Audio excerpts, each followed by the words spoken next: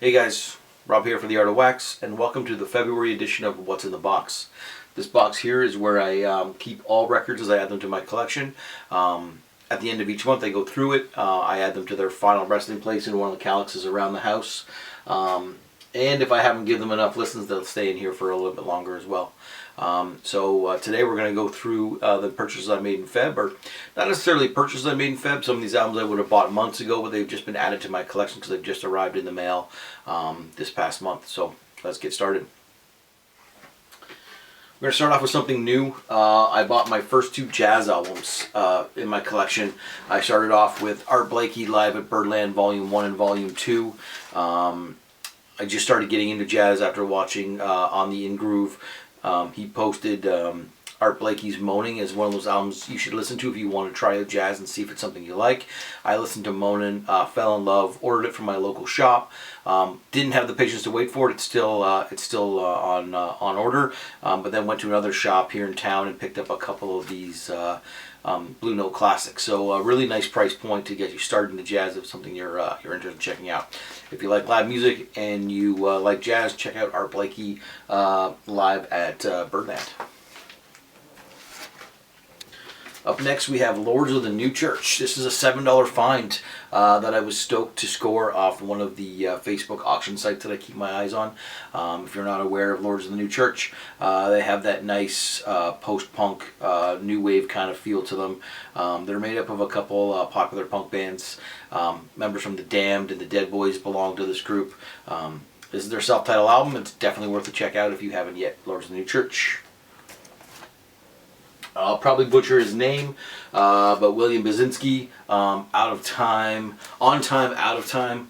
I fell in love with William Basinski when I heard the Disintegration loops for the first time, and I've been slowly adding pieces of his his back catalog as I find them. I was able to score this one last month, and I'm super excited to have it in my collection now. Monolord, one of my favorite bands, has been dropping new music during the closure. They did something awesome last year where they took their albums and they re-released them with just instrumental versions.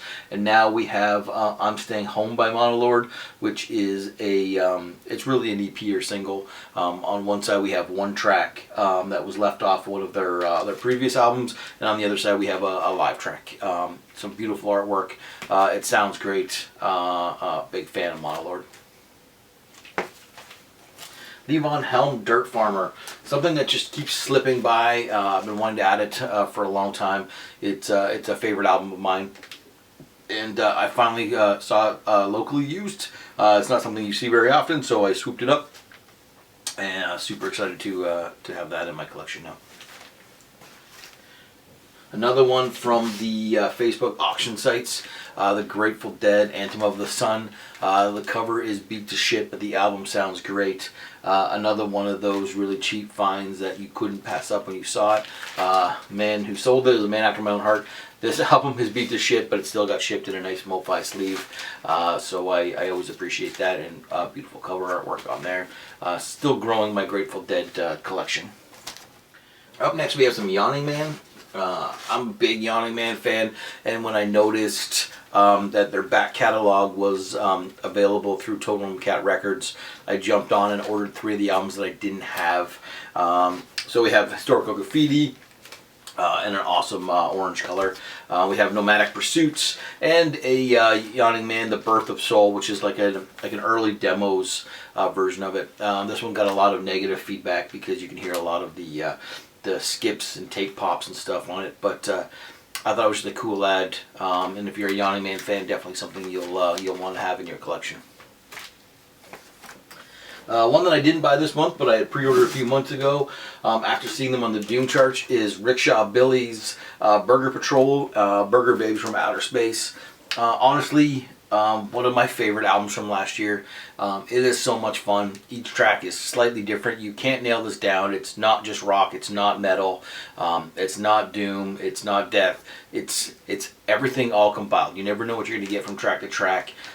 These guys are great. And if you haven't already, please check them out. They have a BandCamp page, and you can also find them on Spotify. It's a fucking great album.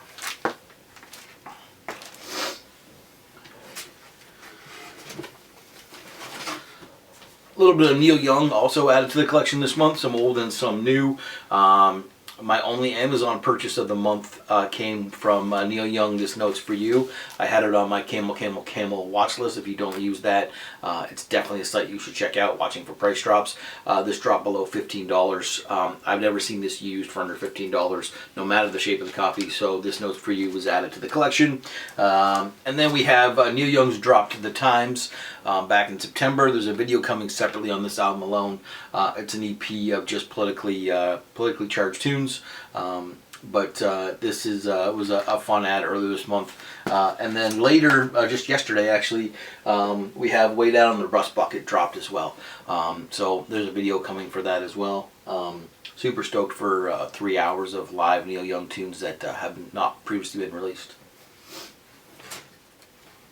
Another one from the Facebook auction sites. I'm not one for bootlegs. It's only the second bootleg in my collection, but I have a hard time passing up well-priced Captain Beefheart albums. So I scored this one this last month. It's a live in Liverpool from October of 1980, double LP. To be honest with you, I haven't listened to it yet. It won't leave this box until I get to spin. Hopefully this weekend I'll get time to give it a thorough listen.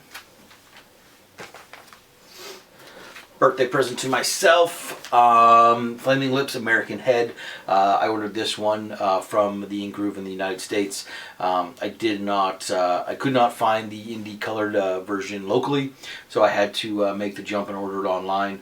I don't know, something about the Flaming Lips on colored vinyl just seems right to me. This is also one of the, in my opinion, one of the best Flaming Lips albums in years. If you're a Lips fan or even not, you should definitely check it out.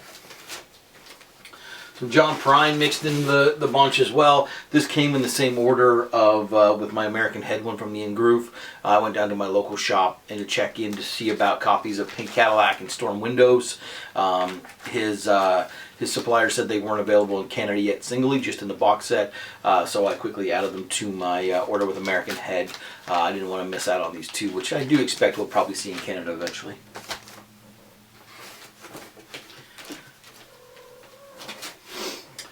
YOLO Tango. Again, this is an album that I purchased. I pre-ordered back in April of 2020. It was expected to have a release date of October 2020, but then COVID fucked some shit up for them.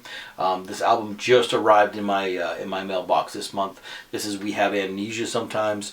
This is a amazing drone album by YOLO Tango. Definitely check it out. It's not what some people were expecting, but I thoroughly enjoyed it. Bob Dylan and the Band Before the Flood. This is an album that I love. It's a really interesting live album, fast-paced, a different sound for both of them. Both Band and Dylan just kind of getting their feet wet together. You can definitely sense that in the tracks. It's an album that I've seen so much and so often that I always pass it up for something that is more rare when I'm in the shop. It's one of those things you have so much money to spend. I usually grab something that I haven't seen before or I don't see as often, so this one got passed up quite a bit. Then recently I saw it at Zap Records here in Kingston, and the price was right and I scooped it up, and I'm glad I did. That sounds great. A nice clean German copy. Got a couple Talking Heads records as well. I think someone's been selling off their Talking Heads collection here in Kingston. It seemed like every few weeks from January and February you would see some Talking Head albums come on, so I picked up Speaking in Tongues, and then an original Canadian pressing of Naked as well. So both those albums. I'm still a new convert to the Talking Heads, so I've been slowly snapping them up as they come available. ZZ Top. This was the only 70s ZZ Top album that I didn't have in my collection. Again, I picked this up at Brian's record option here in town. The cover is beat to shit, but the album is in great shape. It's got Brian's classic tape job on the back there for the price.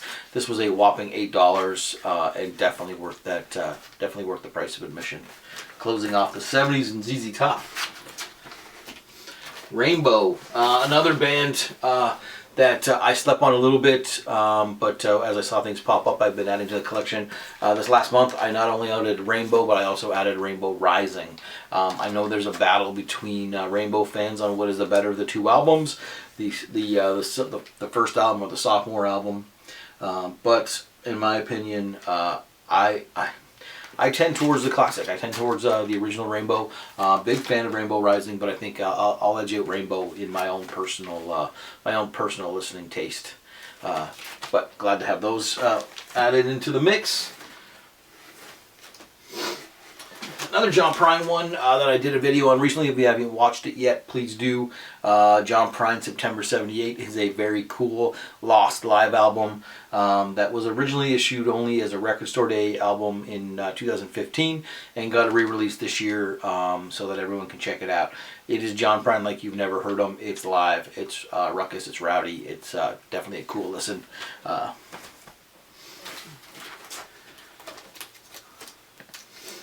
PJ Harvey has been making everyone happy and redoing her catalog starting last year and moving through.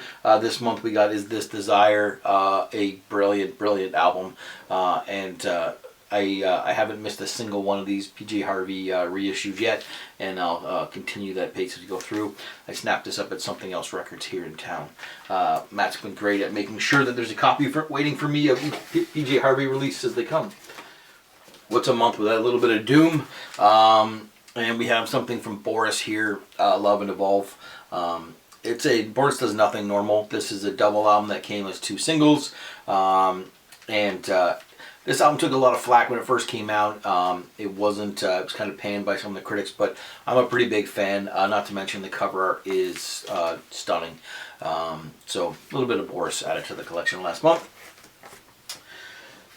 Alright, let's close up February with my 2 favorite releases that I picked up.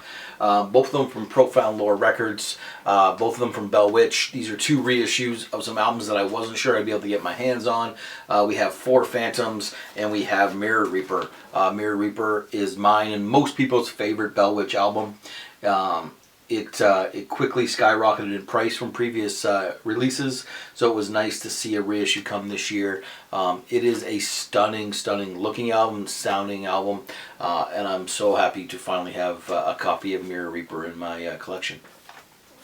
There you have it. That's what's in the box for February 2021. Thanks again for watching, and please in the comment section below let me know which of these albums were your favorite or what you added to your collection in February.